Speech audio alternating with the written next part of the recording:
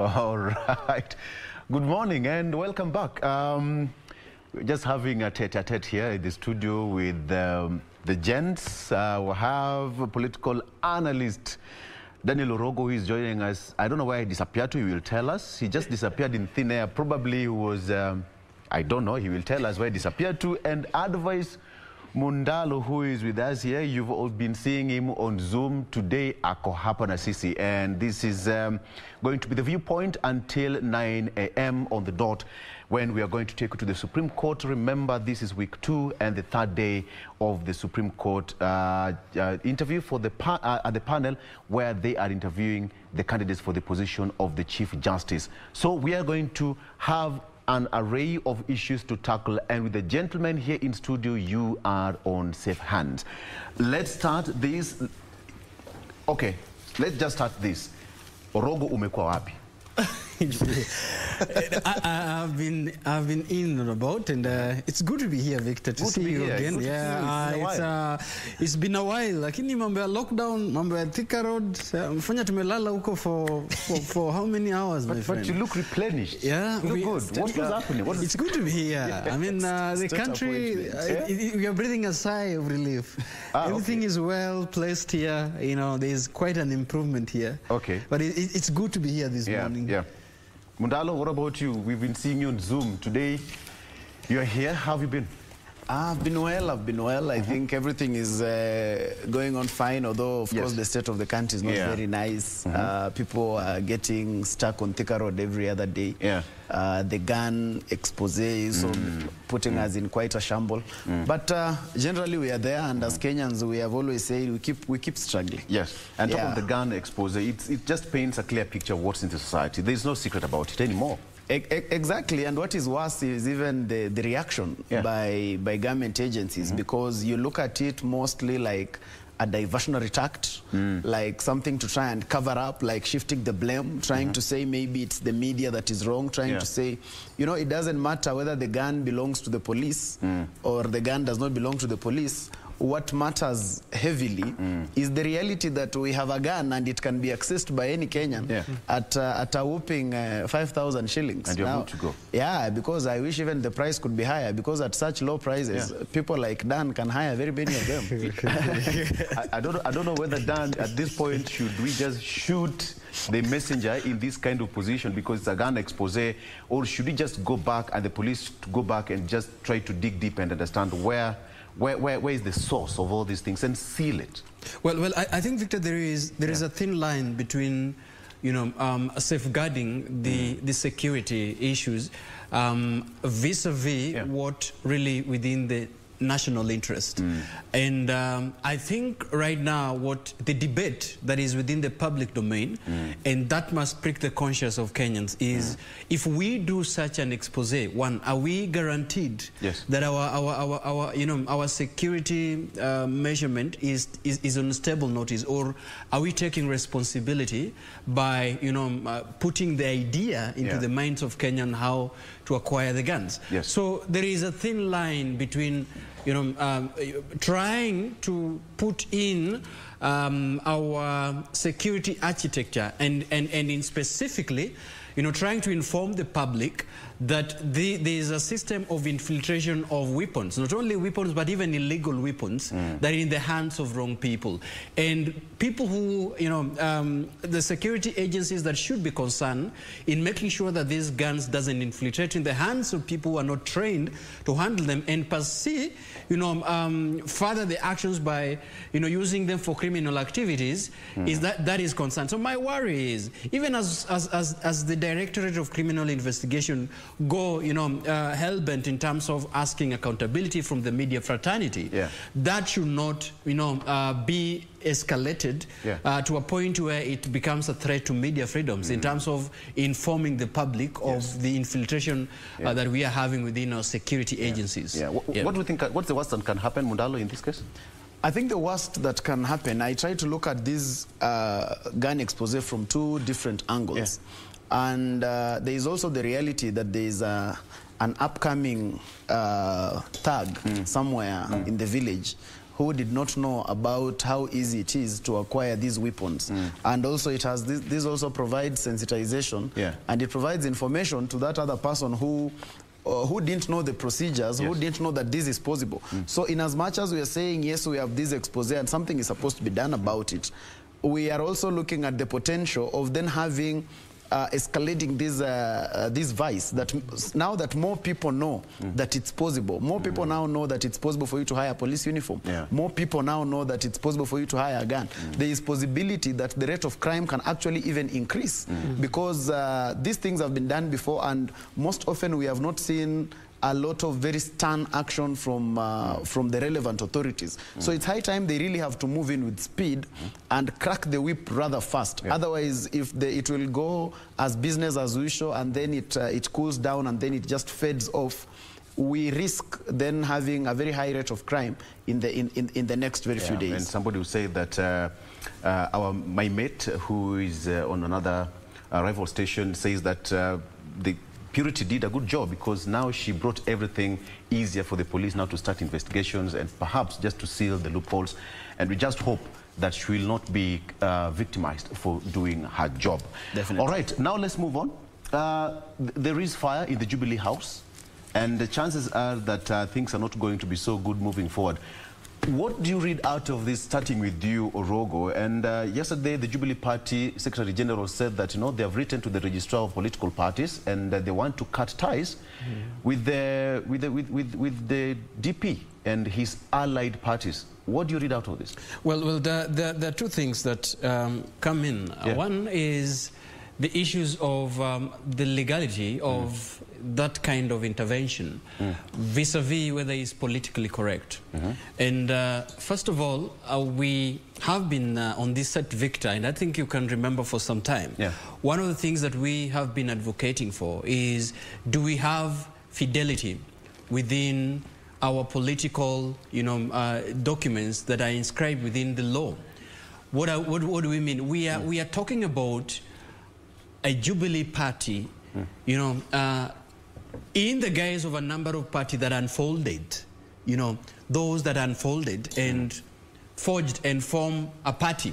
So it means that all over 12 political parties, Brock comes and say, we are together in this, and that including PDR, that has metamorphosized to UDA right now. So in one level, I agree that when a political party further the idea of dividing the country based on a class system, that borders what we call, hate, because then if people are classified that others have already made it and others are struggling in the guise of a hustler versus, dynasty politics, we run a risk of, declassifying people and putting people at a level where if you thrive, then you'll be known to be one that has, got your way out of illegal means. So in that level, I agree with what the Secretary General said. The philosophy of Jubilee Party was that we are united, tuko pamoja. But then any outfit that sprouts and further the idea that, we are dividing you based on class, that is not within the latter, in the spirit of the Constitution of Jubilee and the party organs, including the National Management Committee and even the National Executive Committee. To that, I agree. But what I am taking a detour on and a departure on that kind of a decision, it's simply because we are, if for example, such a party has reached a level where, when did the national management of Jubilee Party realize that it's no longer tenable to have UDA as part of the, of the agreement parties that we have? I think the timing to itself, raises a number of questions, because this is an issue. Once the neck of the Jubilee Party and the National Management Committee could have realized on the onset that the formation of such an outfit that still becomes a member of Jubilee Party is not furthering the overall manifesto of Jubilee. But could you just say that, so I think to this level, I take a departure on that kind of decision. Could you just say that the UDA party, they were just a bit smart because they knew they were not going to make it until the last point of 2022. So in between the party. They just wanted to be a bit smart and form another party within Jubilee. But you see, Victor, that's what we are saying. Yeah. That if you look clearly and, you know, give cognizance to what is stipulated in the Register of Political Parties Act, it is very, very clear. It says that should you, or even you as a member of any political party, for example, if you are a member of a political party, but then you no longer believes on the idea of that party, you no longer believe that it's tenable, your position as the deputy party, you know, leader. To this extent, I'm talking about the deputy, you know, the deputy president, who is the deputy party leader by default of Jubilee Party. The worst thing or the decision that you could have done is to resign from your position and say it is no longer tenable for me to serve as the deputy party over political, you know, over governing party and break ranks with my own party. But if you stay intact, you know, make a derogatory statements within the party that you serve in as a member of NEC, or as a member of National Management Committee, and as a member of a very strong political making decision organ, then you stay put. I think that is wrong. For me, I see this was long overdue. Or any political party would have embarked into this. ODM, you know, any other political party has been breaking a whip on people who their position are no longer tenable within the party. Okay, let me bring in Mundalo. Mundalo, what do you think informed this kind of decision? I think the SG was clear yesterday. He said this has been a marriage where they woke up at midnight and the partner was not the one that was at the wedding dais. So I think one thing that is very clear and it's very obvious is that there has been a rift in Jubilee for a long time. I think what was just what we were awaiting was just the formalization of it, and I think this is just the legitimization of the process of accepting that there is no unity per se between Jubilee and PDR, which is now being called UDA. And I think from the side of Jubilee, I would imagine that they are right, because you obviously cannot enter into an agreement with the person X, then wake up and you have the same agreement, but then with person Y. Yes. And we have seen members of the Jubilee party go out outrightly campaigning for candidates for UDA and even professing the ideology of UDA if there is any. So it is obvious that there has been a faction of Jubilee that has moved out and it's now in UDA. I think the dictates of proper running of a political party and just the proper running of any organization, it would only be right for the SG to accept that reality and just document and legalize it, that now we have no working cooperation, than continue wallowing in the miasma that one day these guys are going to come back. I think this is just the right thing to do for a political party, and in Kenya we need to have party discipline.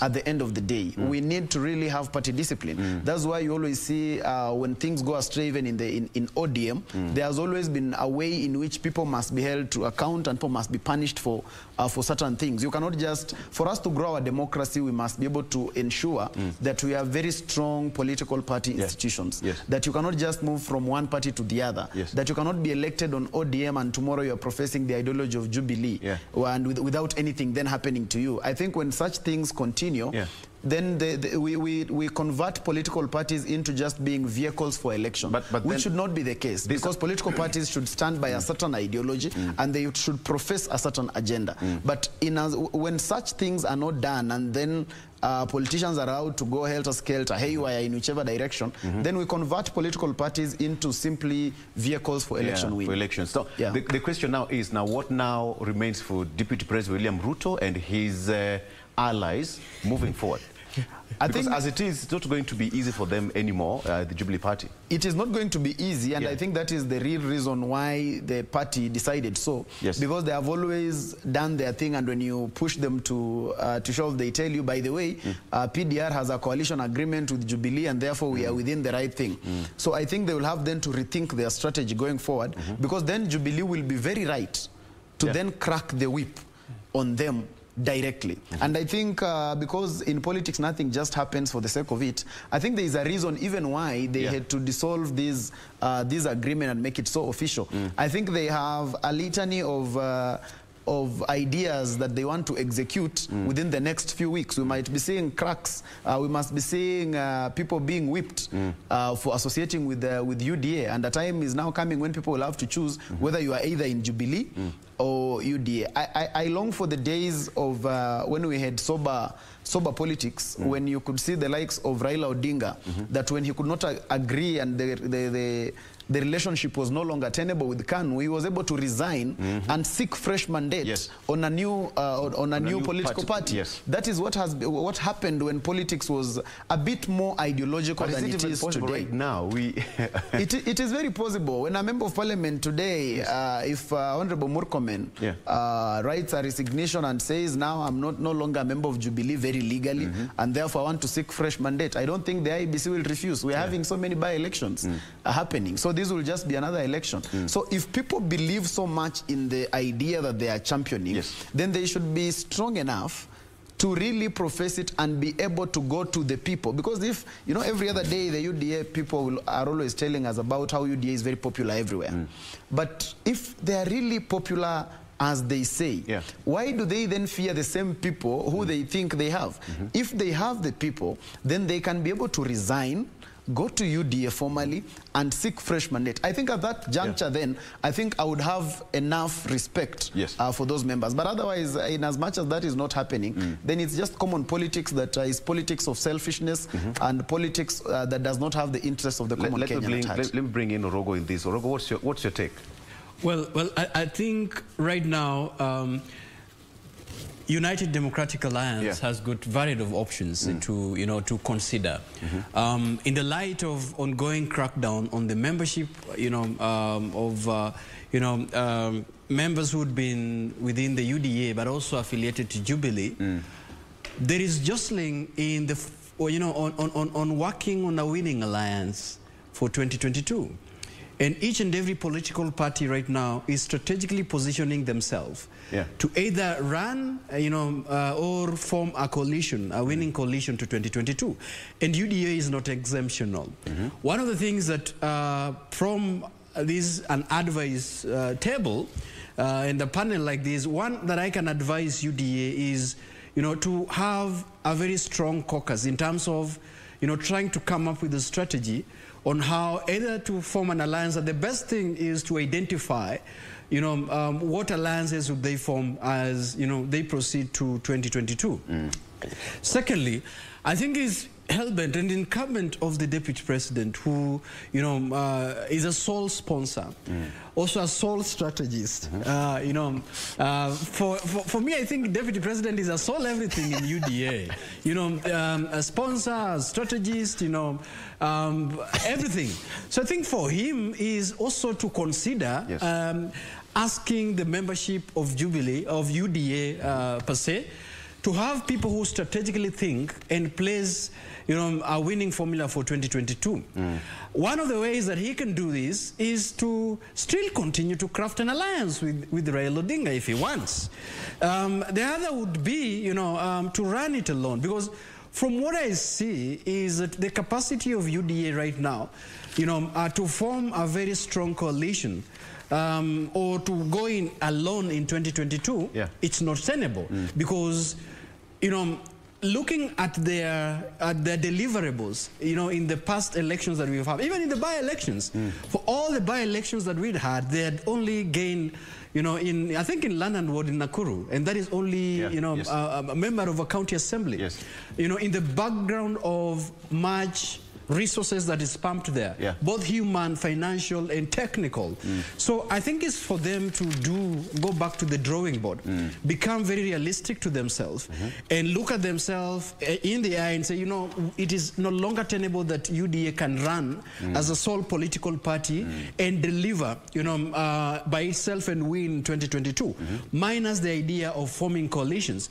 If you look at the options in forming coalitions, which is quite impossible, because no political party can make it single-handedly to any election and win. Exactly as we speak. And that's why I say that is not exemptional of UDA as well. So for them is to look at where does a better coalition that can deliver work into.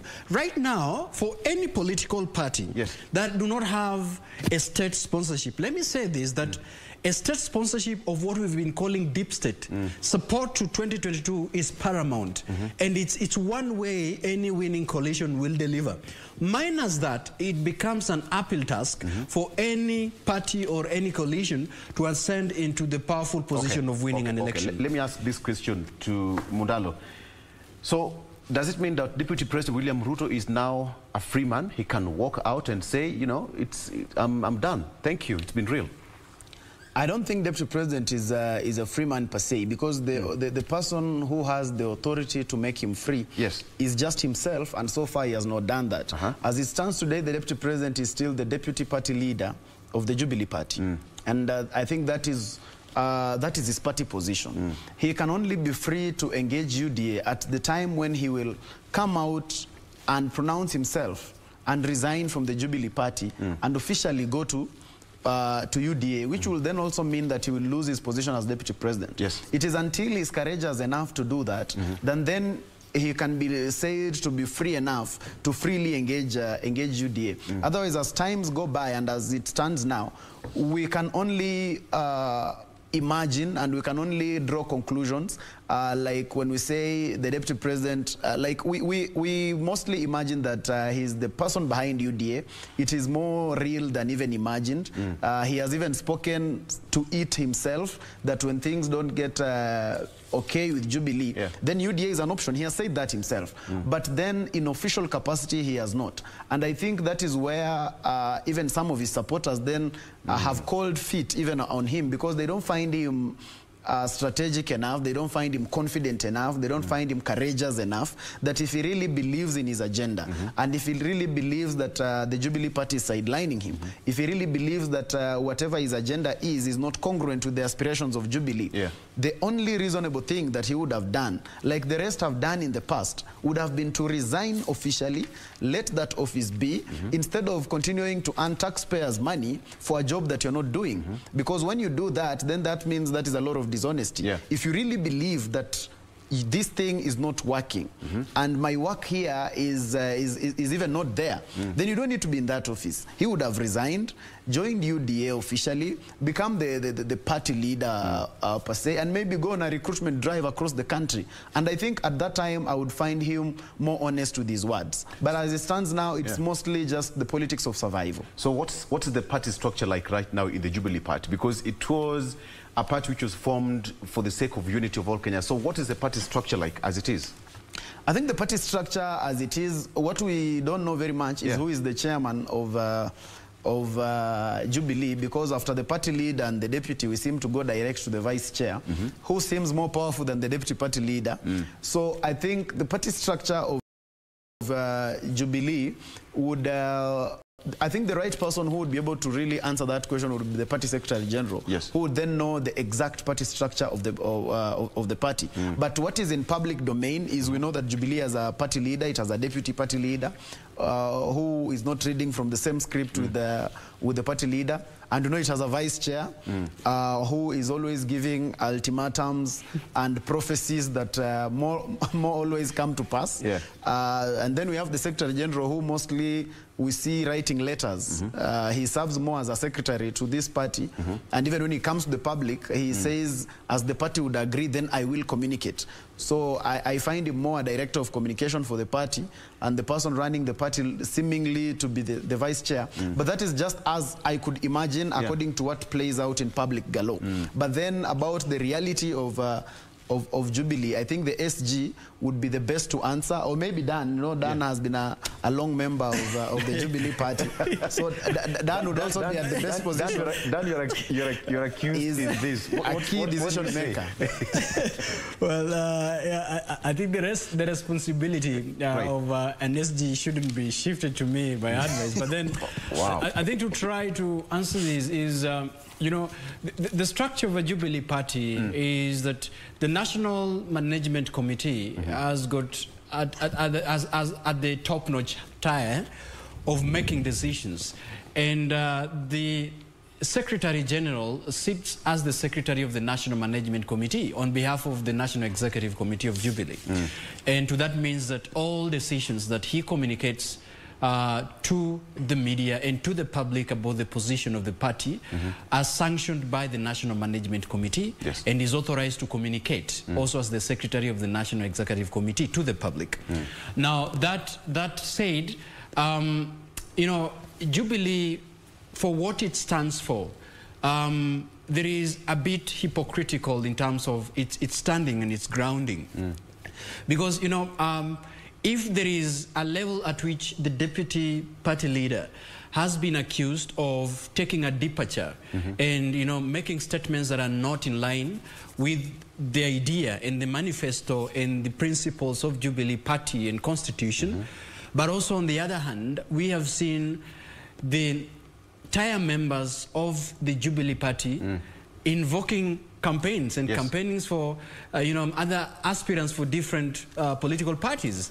Kibra by-elections. A number of Jubilee governors, you know, campaigned for, you know, ODM candidate there. You know, in different areas. I mean, we've seen pockets of leaders within Jubilee. You know, campaigning for different, you know, political leaders.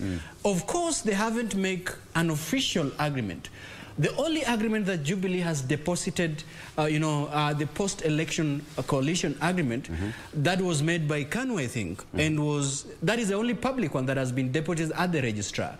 That with ODM has not been. You know, that with Ford Kenya, we haven't seen. That with ANC, it's not there. So, you see, the stand at which we take, and that's why I said, some of the decisions that, you know, the party secretary general is making on behalf of NEC and National Management Committee in general, it's really not, you know, we cannot absolve him from double standards because that is exactly what is betrayed. Exactly. But now as we move forward, and this is why I said, Victor, it is important that the precedents we are setting in this country when it comes to the fidelity of legal procedures, including the respect to the Political Parties Act. Because as we head to election, most of the things that we are going to see and what the media is going to inform the public is about is a violation of Political Parties, you know, Elections Act 2011. Is the violation of, you know, IEBC, you know, Act and IEBC in itself. But if we are treated to this, but we are comfortable with this as a public, then the precedents we are setting in future governance of this country is that you can be in a party, violate the party structure, and justice okay.